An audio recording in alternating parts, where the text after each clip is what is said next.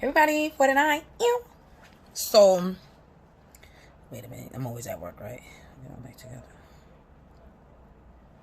Okay, so, this video is about mental health. It's going to be real quick. If you don't like it, scroll past. I don't care, whatever. But you need to share it. Forehead and I, you need to share this.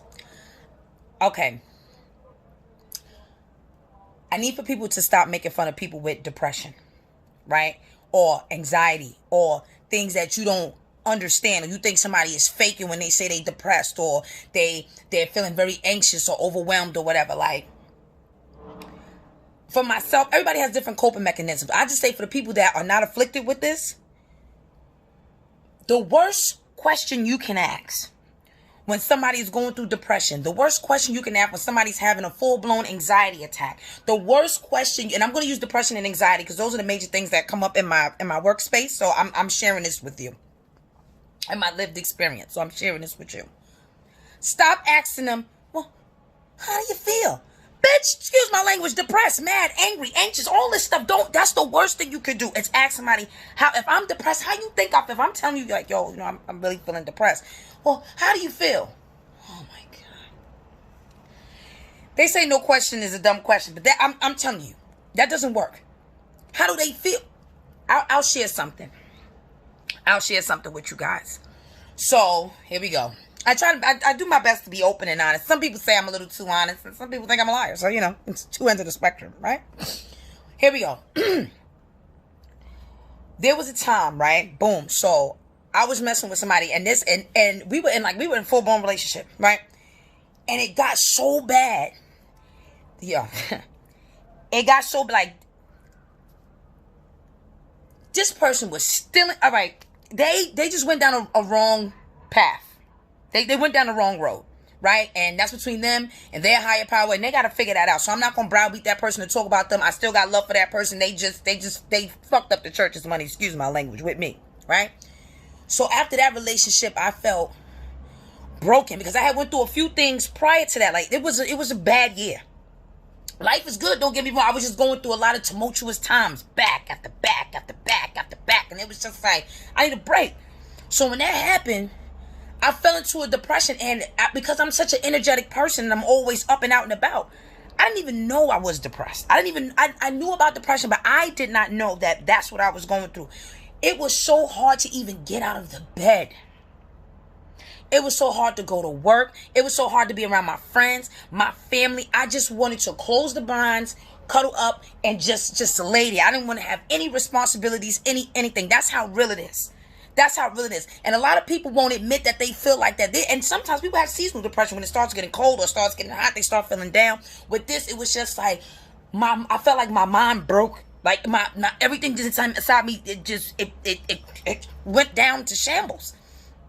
And because of my culture, my community, I wasn't really able to say, what I'm saying? I couldn't go to certain people and be like, what I'm saying? I felt, well, the person that I went to, I don't think was the right person because they couldn't understand. They don't come from an era like that. So they couldn't understand. What do you mean you're depressed? Drink some water. Yo, I told my grandmother that. She's like, you better drink some water and get it together. Not drink some water and get it together. What's with black people? They think water gonna fix everything. Like, what? Like, all right. You gonna pass me the water? Or what are we gonna do? Like, you know what I'm saying? I'm going to BJ's buying cases of water and all I'm doing is peeing all day. Excuse my language. You know what I'm saying? It's like, it's weird. But I say that to say that mental health stuff is not a game. And I really feel like, because there are people that'll make fun of it. Oh, you always say, I got another example for you. Boom. So I know this lady, her son is, how old is her son now? Her son got to be like 19 or 20 or something like that. Boom. Anyways, like, they always call him like houseboy. He always in the house or something to that nature or whatever the case may be. And to turn out that he was always, now he never was like always in the house, but like after the past few months, he always would be in the house and nobody would understand. She would be like, go out, have some fun. He was really feeling depressed. So when you see people, patterns changing, don't look at what people do. You got to focus on patterns. You got to look at patterns with people. That's the best way to figure somebody out. Always look at their patterns, how they move. If you can figure out the pattern, you already gonna know you're gonna know their next move if you follow the pattern.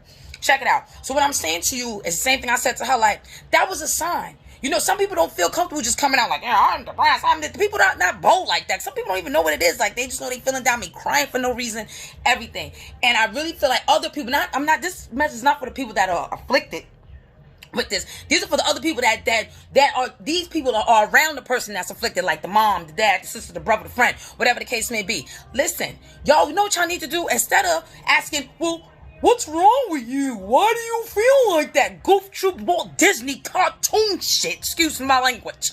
Okay? Instead of doing all that, what you need to do, and don't you take one of those mental health first aid classes for adults and children so you can look at the clear warning signs of what the hell is going on. Don't sit there and talk shit about them. You would be surprised, yo. I swear to you. I swear to you. You'll be surprised at the people that walk around Harlem, Bronx, people you and I may know. That call in, that I know it's them. I see your number come. I can see the name, the number, all of that.